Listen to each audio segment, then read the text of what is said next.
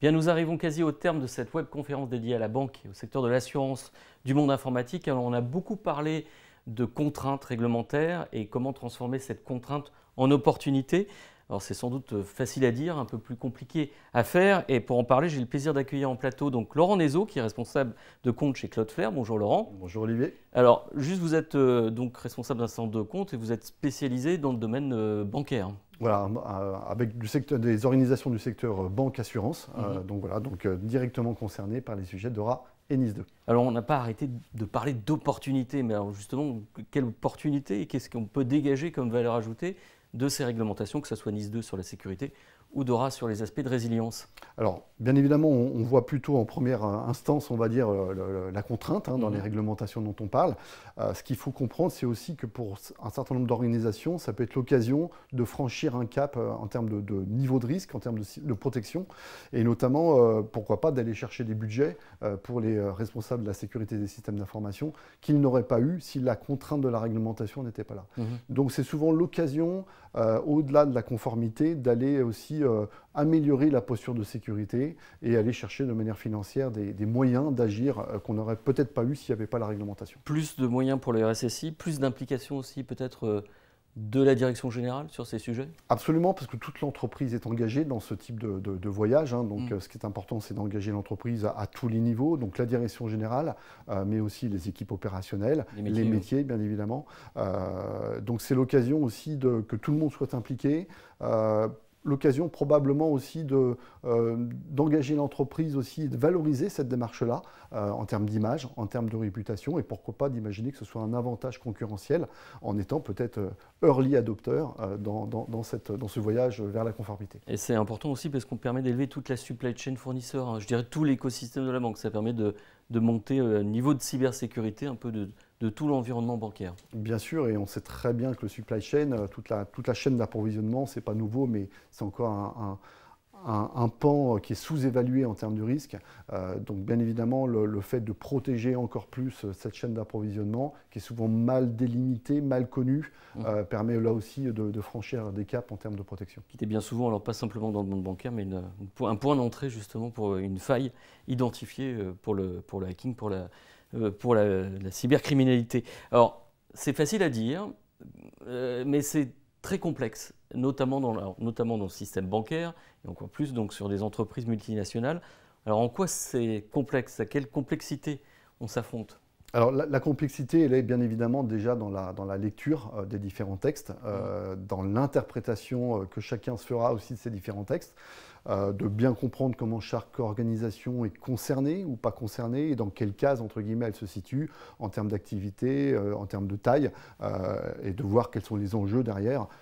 Et on sait que les enjeux vont jusqu'à la sanction, donc pour bien évidemment développer et engager au bon niveau les actions pour être conformes. Un gros travail du service juridique là, sur ce sujet. Gros travail du service juridique, mais aussi la complexité, elle est dans l'existant dans l'entreprise. On sait très bien que l'architecture d'un système d'information, elle n'est jamais aussi limpide, aussi facile d'accès et de compréhension que ce qu'on souhaiterait. Pourquoi? Parce que l'entreprise se développe, elle est vivante, et donc au fur et à mesure des années, elle cumule des briques de sécurité, elle cumule ce qu'on appelle un millefeuille applicatif qui va complexifier un peu la donne pour finalement moderniser, faire évoluer cet écosystème vers la conformité qu'on souhaitait. On devient de plus en plus, je dirais, hybride, de plus en plus complexe.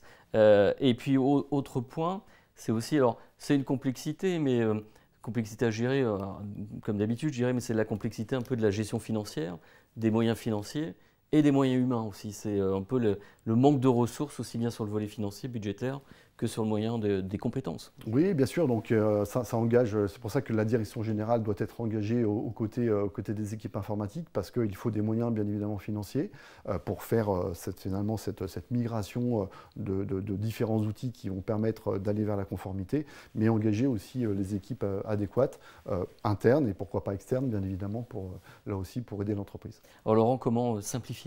Comment faire face à cette complexité? Quelle est votre proposition de valeur côté Cloudflare? Alors, notre proposition côté Cloudflare, c'est d'accompagner les entreprises déjà en essayant d'harmoniser finalement tous ces outils qui ont été accumulés au fur et à mesure des années, et sans parler des fusions-acquisitions qui, je dirais, par elles-mêmes complexifient un petit peu la donne.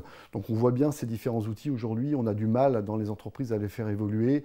C'est un écosystème compliqué, parfois même incompatible entre une solution et une autre. Donc l'idée, c'est d'accompagner ces entreprises-là, d'harmoniser les outils, peut-être de réunir différents outils qui peuvent être connexes les uns aux autres au sein d'une même plateforme de cybersécurité. C'est une plateforme commune. C'est un peu l'espéranto de la cyber. Voilà, c'est vous qui l'avez dit, mais là, j'accepte le compliment. En tout cas, je le prends Parler un comme langage tel. commun. Ouais. Voilà. Et donc, l'idée, c'est bien évidemment de capitaliser sur cette mutualisation, sur cette harmonisation pour être capable de donner des analytics qui soient plus intelligibles et puis avoir une meilleure gestion de risque, puisque c'est un des thèmes, bien évidemment, des réglementations. Et vous dites plus intelligible aux métiers et aux différents métiers de l'entreprise, cyber en premier lieu, mais pas que. Absolument, direction générale, métier et les équipes opérationnelles. Est-ce que vous avez un exemple d'entreprise que vous suivez, que vous accompagnez un peu dans cette démarche vertueuse?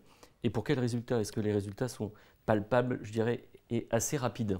Alors j'ai en tête un groupe en fait, d'entreprises voilà, qui possèdent différentes marques. On est dans le secteur banque assurance, plusieurs marques avec différentes cultures. Chaque marque possède son SI, son système d'information. Et pour autant, le groupe a identifié l'intérêt d'harmoniser finalement ces différents outils dans la protection du réseau, dans être mieux équipé en termes de cyber pour contrer les attaques. Donc il y a un grand chantier d'harmonisation multimarque, mais pour mutualiser finalement tous ces outils. Donc, pour donner quelques exemples, on va les accompagner pour être mieux protégés contre les attaques DDoS sur les couches 7, mais pas que, sur les couches aussi 3 et 4 au niveau du réseau. Donc ça, c'est un élément important qui va élever le niveau de protection et de cybersécurité. Mais aussi, pour donner un autre exemple, on sait que l'API est présente de plus en plus dans l'entreprise, mais sous-évaluée en termes de risque. C'est un véritable vecteur d'attaque sur lequel on peut aussi les accompagner. Et là, on va inventorier de manière automatique quelles sont les API qui existent dans l'entreprise, ce qui est généralement un domaine assez méconnu. On a du mal à savoir ce que l'on possède.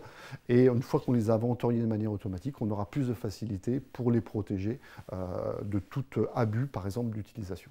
Alors le nerf de la guerre, surtout dans la banque et l'assurance, c'est l'aspect, dans toutes les entreprises, un aspect financier.